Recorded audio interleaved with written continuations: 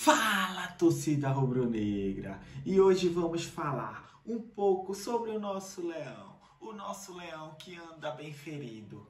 Mas também vamos falar um pouco sobre o nosso próximo adversário. Ainda vamos falar muito mais dele amanhã e sábado. Mas hoje é importante falar porque eles jogaram hoje. E já dá para tirar um pouco assim do que vem por aí. Então vamos falar um pouco desse jogo do Internacional que foi hoje e atualizar aí das notícias do esporte, que não tem muitas por enquanto, mas a gente dá aquela atualizada porque tem notícia boa. Tem jogador ficando à disposição, jogador importantíssimo para esse jogo. Então vem comigo.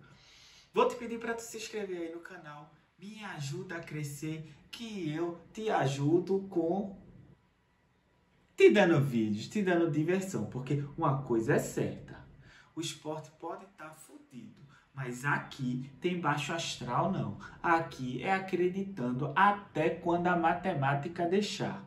Quando ela deixar, a gente pensa em outra coisa, vai falar aí sobre o boto cor-de-rosa, qualquer coisa. Então vamos lá. Primeiro vamos falar do nosso leão. Depois eu falo aí do Internacional, porque aqui sempre o leão vem em primeiro lugar. E temos uma notícia muito boa para esse próximo jogo aí.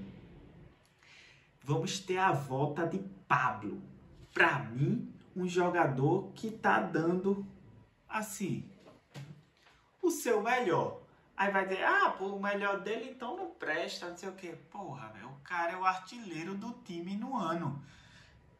Se eu não me engano, 7 gols. Agora, tá sofrendo muito com lesão. Tá ficando muito fora de ação. E isso é um problema do elenco como um todo, né? Paciência vive machucado.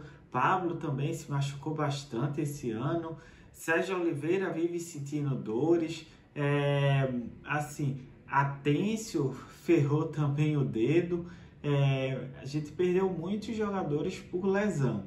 Aí, não vou falar de problema passado, não ia falar de rodízio, tudo, mas não vai mudar em nada. O que importa agora é a gente buscar essa vitória contra o Internacional. E amanhã eu vou falar porque eu estou muito confiante nesse jogo contra o Inter. Eu só tive tão confiante no jogo que era contra o Bragantino. Aquele jogo eu realmente acreditava. Não tem como perder. Perdemos por causa do senhor Pepa. Hoje, esse jogo contra o Inter também acredito demais. Mas amanhã eu falo a minha teoria aí do porquê eu acredito. Então, notícia do esporte é basicamente essa. O esporte tá tentando ficar caladinho, chegou os novos diretores, o time se fechou, não tá saindo muita notícia lá do CT, estão treinando, espero que Antônio Oliveira aí com sua segunda semana cheia para treinamento consiga implementar algo aí que faça com que o esporte traga essa próxima vitória. Será que ele vai vir com o 3-5-2? Será que volta para o 4-3-3? O 3-5-2, como eu já falei, é válido, porque a gente está levando muito gols. Tem uma das piores defesas do Campeonato Brasileiro, mas não deu para ser muito testado, porque levamos um gol aos 6 minutos de um lateral. Então, assim, todo o trabalho de uma semana foi jogado no lixo quando a gente levou aquele gol. E aí bate o psicológico. Esse time é fraco psicologicamente. Então não tem como ainda avaliar esse trabalho de Antônio Oliveira naquele jogo. O primeiro foi horroroso, aquele contra o Cruzeiro. Mas esse segundo jogo contra o Ceará não deu para avaliar. Esse jogo, para mim, agora já não tem mais mimimi, não tem mais desculpinha, tem nada. É o trabalho de Antônio Oliveira. Teve 2 semanas cheias para treinar, então não tem mais desculpa aí. E o Internacional? Internacional jogou hoje pela terceira fase da Copa do Brasil. E os caras atropelaram o Maracanã. Mas assim, tava na cara que o Inter ia vencer esse jogo. Inter que venceu o primeiro jogo por 1-0. Foi jogar o segundo jogo com o mando de campo do Maracanã. Para vocês verem como o Maracanã não acreditava nesse jogo, o Maracanã é um time do Ceará e eles venderam o mando de campo, foram jogar em Florianópolis, ali do lado do Rio Grande do Sul. Logo, o Inter jogou 2 jogos praticamente em casa. A torcida do Inter lotou o estádio lá e o Internacional venceu por 3-0. Agora, com a grande curiosidade, o Inter venceu de 3-0 e perdeu 3 pênaltis. Teoricamente, o jogo poderia ter saído 6-0, fora os gols que o Inter perdeu.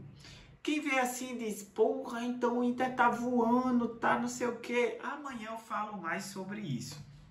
Mas no jogo em si, assim, o volume de jogo do Inter foi basicamente quase todo no segundo tempo. Não que o Inter no primeiro tempo não tenha dominado o jogo. Dominou e saiu vencendo por 1-0 no primeiro tempo. Mas, assim, o volume de jogo, o domínio da bola, a pressão, assim, que a gente viu que não tem a mínima chance para o Maracanã, foi no segundo tempo. O primeiro tempo, teoricamente, ainda foi bem equilibrado. E me desculpa, o primeiro tempo acabou 0-0. Os 3 gols saíram no segundo tempo. O segundo tempo foi um passeio do Inter. No momento que saiu o primeiro gol, o resto foi assim, foi um atrás do outro. Foi um atrás do outro não, porque um foi nos 50 minutos, outro 73 e outro no 86. Mas era uma bola atrás da outra sendo criada. E 3 pênaltis. E detalhe, com o goleiro pegando 2. Não foi o terceiro só que foi jogado para fora. Então, muitos créditos aí para o goleiro do Maracanã. O cara tava o dia iluminado. Como o comentarista do jogo falou, tá de corpo fechado para pênalti. Ali não entra nada. Então, o Inter, ele deu essa resposta aí para a torcida, pois nos últimos jogos o Inter, assim, ficou meio devendo, tava meio devendo aí o Internacional.